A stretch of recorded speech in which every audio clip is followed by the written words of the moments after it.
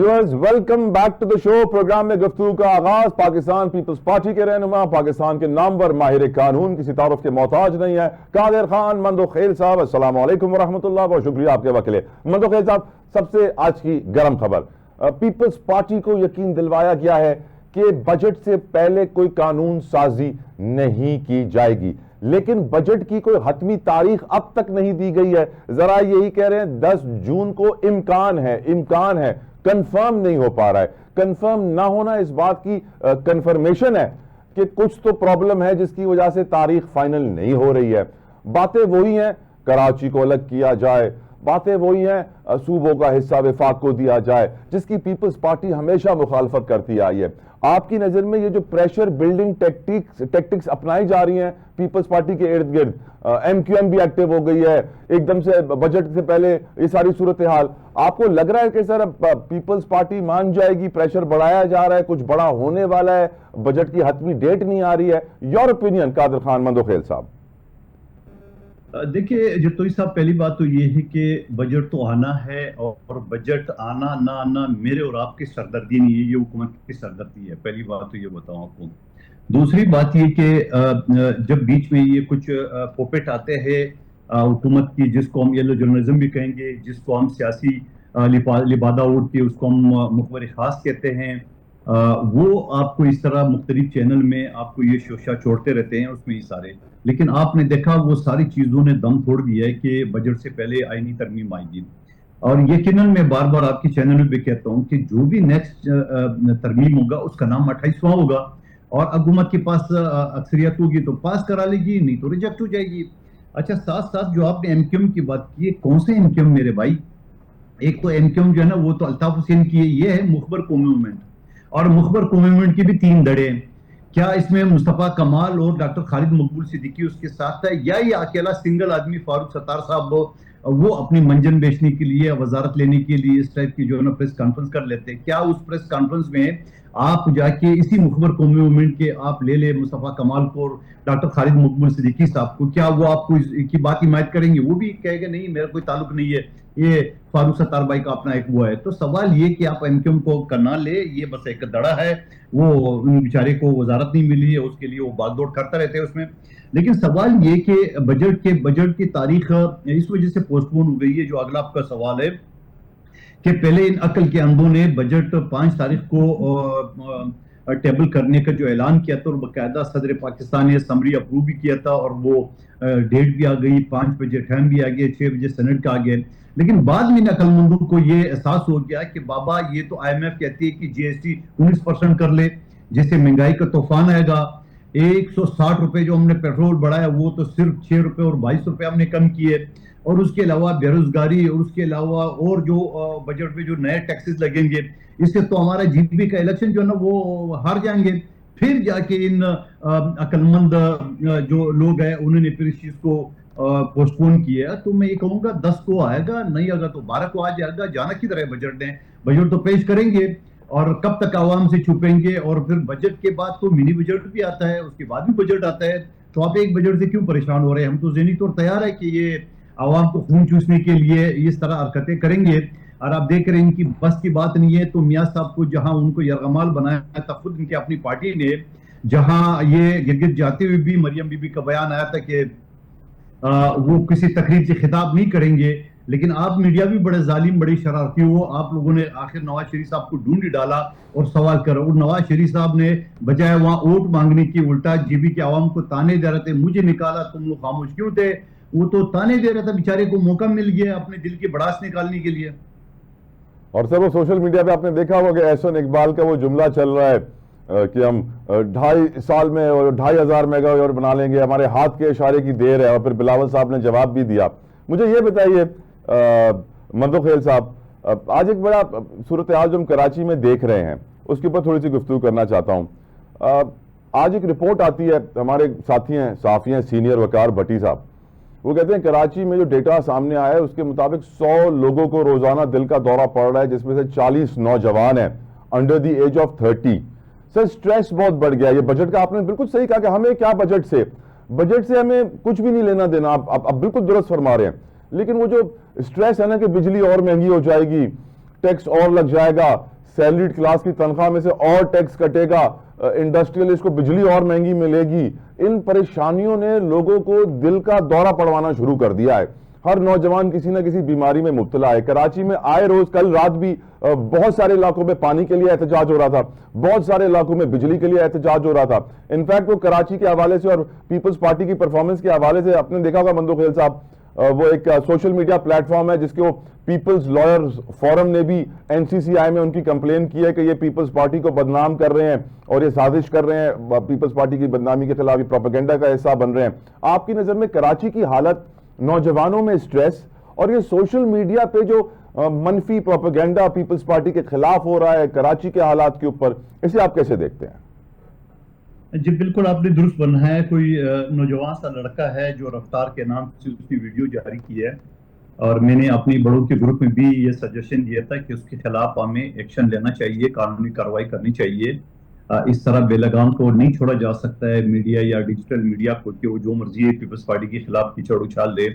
اور بلکہ اب تو جو مین میڈیا ہے, جو الیکٹرانک میڈیا ہے, اس کی بڑے بڑے نامی گرانی اینکر بھی پتہ نہیں کہاں سے وہ لفافہ پکڑتے ہیں اور وہ پیپلز پارٹی اور کراچی کے خلاف زہر اگلتے ہیں. لیکن ان کو یہ نہیں پتہ سارا کہ پیپلز پارٹی یا کراچی جو ہے نا وہ پاکستان سے پہلے سندھ کا حصہ تھا, اور اسی کراچی سے پاکستان کا قرارداد پاس ہوا ہے. تو یہ ساری جو حرکتیں کر رہے ہیں. اور پھر میں چیز یہ بتاؤں آپ کو, تھوڑا سا اعداد و شمار آپ کو بتا دوں, اس وقت بھی کراچی تو 62% تو وفاق کے انڈر ہے, یعنی 38% سے کم سندھ حکومت کے پاس ہے. پھر 38% کو بھی اگر آپ 25 ٹاؤن میں تقسیم کریں تو 13 ٹاؤن ہمارے پاس ہے, 3 پی ٹی آئی کا, 9 جماعت اسلامی کے پاس ہے, تقریباً کوئی 18-19% آتا ہے. لیکن بوجھ ہم 100% اٹھا رہے ہیں, ملبہ 100% ہمارے سر پہ, ذمہ داری 100% ہمارے سر پہ.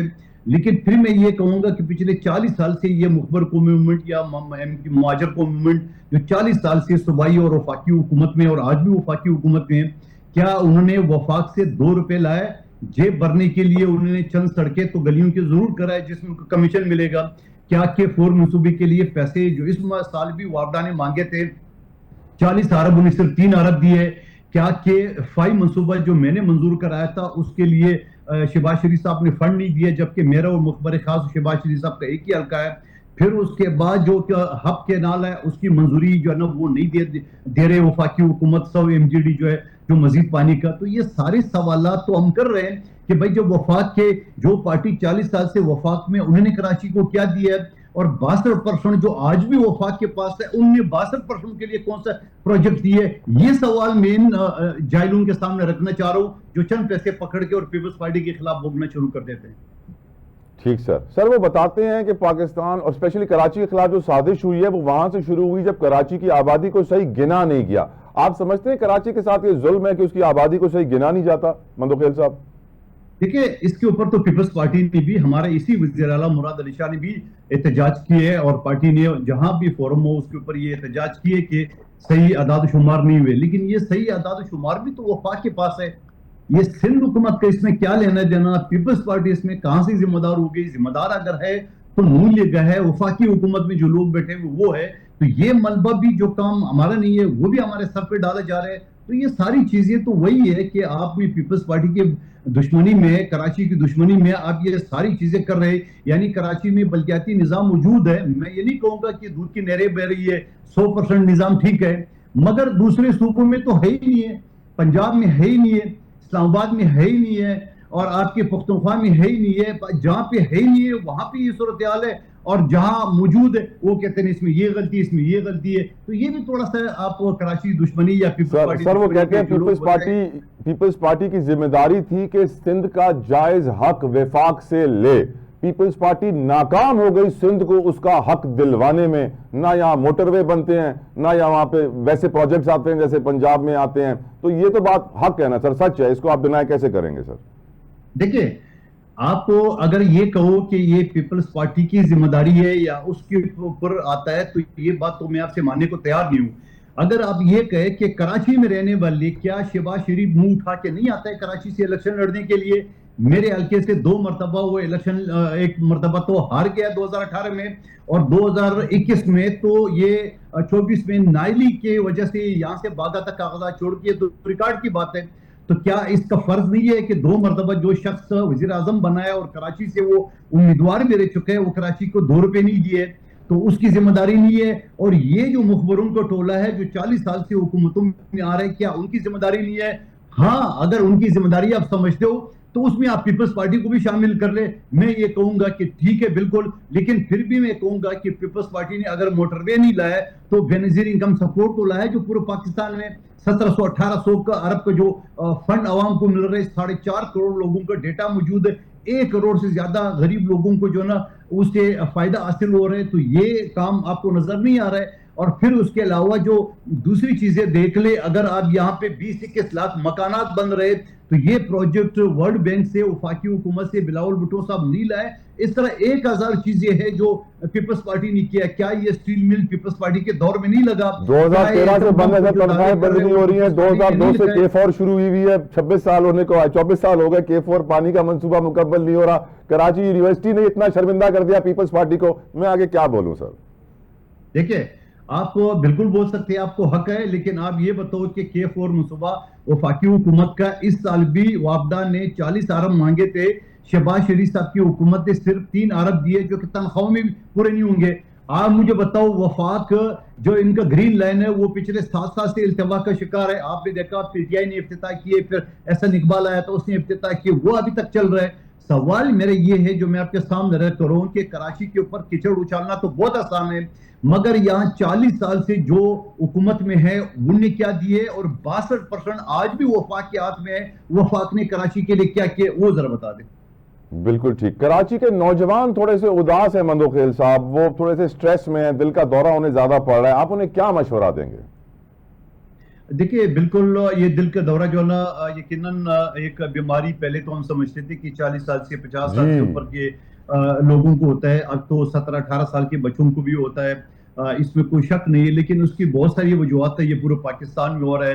یہاں جو خوراک میں 2 نمبری ہے، یہاں گھی آٹا سب میں جو ملاوٹ ہے، انہی چیزوں کی وجہ سے. نہیں تو پیپلز پارٹی نے جو دل کے اسپتال کراچی سمیت باقی سندھ میں جو بنا ہے وہ تو انٹرنیشنل لیول کا ہے. یہ تو ہمارے مخالف بھی اس کی تعریف کرتے ہیں. اب سوچو کہ اگر یہ دل کے امراض کے اسپتال نہیں ہوتے پھر کیا ہوتا. اور میں دوبارہ کہوں گا، آپ بھی کراچی کا لفظ صرف استعمال نہیں کریں، یہ دل کے امراض پورے پاکستان میں ہے، اور پورے پاکستان میں ملاوٹ ہے، اور ہر جگہ پہ یہ حال ہے، یہ صرف کراچی میں نہیں ہے. Right sir. ایک آخری سوال مندوخیل صاحب.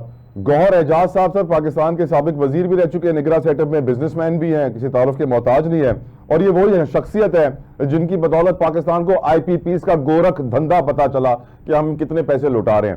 گوہر اعجاز صاحب ایک بات کرتے ہیں، وہ کہتے ہیں پاکستانیوں کا کوئی 60 ارب ڈالر کا ڈپازٹ بینکوں میں رکھا ہوا ہے مختلف اور پاکستان کے، اور وہاں سے وہ سود حاصل کرتے ہیں اور اپنا گھر چلاتے ہیں. پاکستان کی حکومت ان بینکوں سے قرضہ لیتی ہے اور ان کو سود ادا کرتی ہے. جب تک یہ سود کی چکری بند نہیں ہوگی ہم آگے نہیں بڑھیں گے. IMF کے 5 ارب کے لیے ہم کیا کچھ نہیں کرتے ہیں. عوام کے پاس 60 ارب ہے، ہم ان کو راغب نہیں کر سکتے کہ انویسٹمنٹ کریں. باہر سے انویسٹمنٹ کیا لائیں گے؟ یور اوپینین مندوخیل صاحب. دیکھیے، اس میں بہت حد تک میں اسے اتفاق کرتا ہوں، لیکن آپ بتا دیں مجھے کہ مثال کے طور پر میرا پیسہ ہے، آپ کا پیسہ ہے کسی غیر ملکی بینک میں، تو آپ مجھے بتاؤ اس میں حکومت کیا کر سکتی ہے؟ ملکی بینک ہے سر، غیر ملکی میں پاکستان میں رکھا ہوا ہے سر. یہ پیسہ لیجٹ پیسہ ہے، لیگل پیسہ ہے. نہیں، وہی میں کہہ رہا ہوں نا کہ یہ پیسہ جب عام جو ریٹائرڈ لوگ ہیں زیادہ تر انہی کا پیسہ ہے. عام بزنس مین تو پیسہ نہیں لگاتے، یا مجھے اور آپ جیسے میڈل کلاس کے لوگ بھی نہیں لگاتے ہیں، نہ ان کے پاس اتنا سرمایہ ہوتا ہے. تو یہ تو جو ریٹائرڈ لوگ ہوتے ہیں یہ ان کے پیسے وہ کرتے. لیکن اس میں آپ بتاؤ قانونی طور پہ تو حکومت پاکستان یا کوئی سیاسی پارٹی تو کچھ نہیں کر سکتی ہے، سوائے ان کو اگر خود احساس ہو کہ ہمارا ملک اس حال میں ہے. لیکن سوال یہ کہ ان ساری چیزوں کا لے کے میں اگر آپ کو بتا دوں کہ پاکستان میں اگر میں کراچی کی بات کروں، یہاں پراپرٹی تو کروڑوں نہیں اب اربوں میں چلی گئی ہے. یہ کون خرید رہے ہیں؟ پورے پاکستان میں اسلام آباد میں 35-40 کروڑ کا ایک پلاٹ ہے، یہ کون لوگ خرید رہے ہیں؟ لاہور، کوئٹہ، پشاور کا یہ حال ہے. تو یہ ساری چیزیں ہیں. ریٹائرڈ لوگوں کے پاس بڑا پیسہ ہے، وہی خرید رہے ہوں گے. تو ریٹائرڈ لوگوں کی بات کر رہا ہوں نا، انہی کے سارے یہ سود کے پیسے انہی کے ہیں نا. نوجوان یہ تو شکایت کر رہے ہیں کہ ریٹائرڈ لوگوں کو نوکریاں دینا بند کرو، ہم بھی تو روزگار کے لیے دھکے کھا رہے ہیں. ہاں، یہ آپ نے درست جملہ کہا. بالکل، میں نے قومی اسمبلی میں یہ سوال اٹھایا تھا، باقاعدہ میں نے ایک क्वेश्चन के तौर पे उठाया था कि बाबा अगर आप इन बाबाओं को रिटायरमेंट के बाद भी दोबारा एक्सटेंशन देंगे तो ये बताओ कि जो हमारे बच्चे और बच्चियां जो पाकिस्तान या पाकिस्तान से बाहर पढ़ के आते हैं उनको आखिर नौकरियां कब मिलेंगी? आप यकीन करेंगे इसी मुस्लिम लीग नून की हुकूमत ने पिछले असेंबली में मेरे बिल रिजेक्ट कर दिए कि नहीं जी हमें जरूरत है। और आप अगर असेंबली देख ले, असेंबली के जो स्पीकर के नीचे जो लोग बैठे हुए हैं उसमें से भी 2 रिटायर्ड लोग हैं। और फिर आप तमाम डिपार्टमेंट का देख लें या ट्रिब्यूनल देख लें या बहुत सारे जो महकमे देख लें, उनके सरबराह सारी यही रिटायर्ड लोग बैठे हुए हैं। अब जिनके 25-25, 70-70 लाख रुपए, आप बताओ, आप मुझे बताओ, बहुत सारे महकमे जिनके तनख्वाहें 70-70 लाख रुपए। अब आप 70 लाख तो सिर्फ तनख्वाह है, बाकी मरात अलग है। अब मुझे बताओ गैस कंपनी का वो जुडिशियल वालों के पास मेरे ख्याल में जहाज है, उसके पास है। और बहुत सारे जो हमारे मोहसिन नकवी साहब के पास भी अलग से जहाज है। तो ये सारी चीजें तो अपनी जगह पे मौजूद है, लेकिन ये एक तरफ हम कचकोल लेके दुनिया भर में भीख मांगते फिरते, दूसरी तरफ हमारी शाना खर्चे करोड़ों लीटर जो ब्यूरोक्रेसी को मिलते हैं उसकी कोई बात नहीं कर रहे हैं। यहाँ पे जो कि करोड़ों जो बिजली की यूनिट फ्री में ब्यूरोक्रेसी को मिलते हैं उनकी बातें कोई नहीं करे। आप सरकारी दफ्तर में चले जाए, बाबू जो ना आता है 11-12 बजे या 2 बजे आता है दफ्तर, सुबह 9 बजे वो पीएम को फोन करते हैं कमरे का एसी जो है ना वो ऑन रखो। तो ये मुल्क में अगर आप जब तक कंट्रोल नहीं करेंगे तो कैसे आपको कफायती शौरी की बात करेंगे? आप दुकानदारों को, होटलों को तो कहते हो कि 9-10 बजे बंद कर ले, मगर इन बाबाओं को, इन ब्यूरोक्रेसी को जो एसी फुल टाइम उसका दफ्तर में चल रहा हो, चाहे वो दफ्तर में हो या ना, वो कैसे कंट्रोल करेंगे? वैसे मैंने एक बाबुओं की महफिल में यही बात कर दी थी कि रिटायर्ड को नौकरी ना देनी चाहिए, तो वहां पर एक और थे ब्यूरोक्रेट को, डीजी साहब थे, तुन्यो साहब, बड़े नाराज हो गए कि आप मत बोला करें रिटायर्ड को नौकरियां ना दें, रिटायर्ड बड़े काम के लोग होते हैं। खैर, मुझे ये बताइए मंदोखेल साहब, आप भी पिछली बार इलेक्शन में फॉर्म 47 के डसे हुए हैं, आपको लगता है पाकिस्तान में इलेक्टोरल प्रोसेस आगे बढ़ रहा है, आने वाले वक्त में कुछ साफ शफाफ इंतखाबात होंगे, या फिर आपको लगता है कि हमारे यहाँ ये हाइब्रिड डेमोक्रेसी जहां फॉर्म 47 ऊपर से आ जाता है वो ही ताकतवर रहेगा और ये सिस्टम आने वाले दौर में ऐसे ही चलता रहेगा? देखिए, इस सिस्टम को चलाने वाले हर इलेक्शन में नया फार्मूला निकालते हैं। अगर आप 2018 का देख ले तो इमरान खान साहब को जीता है आरटीए सिस्टम बिठा के, ठीक है ना। उसके बाद ये 24 का जो आया था उसमें ये फॉर्म 47 निकल गया है। अब अगला जो इलेक्शन होगा 2029 में तो उससे इससे ज्यादा बदतर होगा। शफाफ का तो उम्मीद नहीं है। अब आप देख रहे हैं कि कश्मीर का राजा शहबाज खान बैठा हुआ है, वो कहता है कि मेरे सूबे में या गिलगित में आना होगा तो एनओसी लेना पड़ेगा। वो बाबा को गैर मुल्की है, कौन से मुल्क में बैठे, पाकिस्तान में बैठे हुए हैं, तो अपने मुल्क के अंदर वो एनओसी मांग रहे हैं। तो अब इससे अंदाजा लगा ले कि वो शख्स जीबी में भी वही होगा, जीबी में भी वही होगा, ऐसा ही है, जीबी में भी वही होगा। बिल्कुल, देखे इसी वजह से तो बिलावल भुट्टो जरदारी साहब ने आवाम से मुखातिब होकर कि आप 45 की आप बंदोबस्त कर ले, 47 की जो है ना मैं बंदोबस्त करूंगा, यानी मैं नहीं बदलने दूंगा उसको। और फिर उनको ये ख्याल है कि ये फॉर्म 45 को बदल के 47 अपने मनपसंद, अब देखो आईपीपी है, 4 बंदे नहीं है उनके पास, वो भी इलेक्शन लड़ रहे हैं और वो हो सकता है उनके पास भी सीटें आ जाए। तो मैं ये समझ रहा हूँ कि ऐसी चीजों में अगर ये वही फार्मूला इस्तेमाल करेंगे जो कि बाकी पाकिस्तान में 2024 में इस्तेमाल किया, अब यकीन करेंगे गिलगित बल्तिस्तान जो है ना वो एक लावा है जो फटने वाला है कश्मीर एक्शन कमेटी की तरह।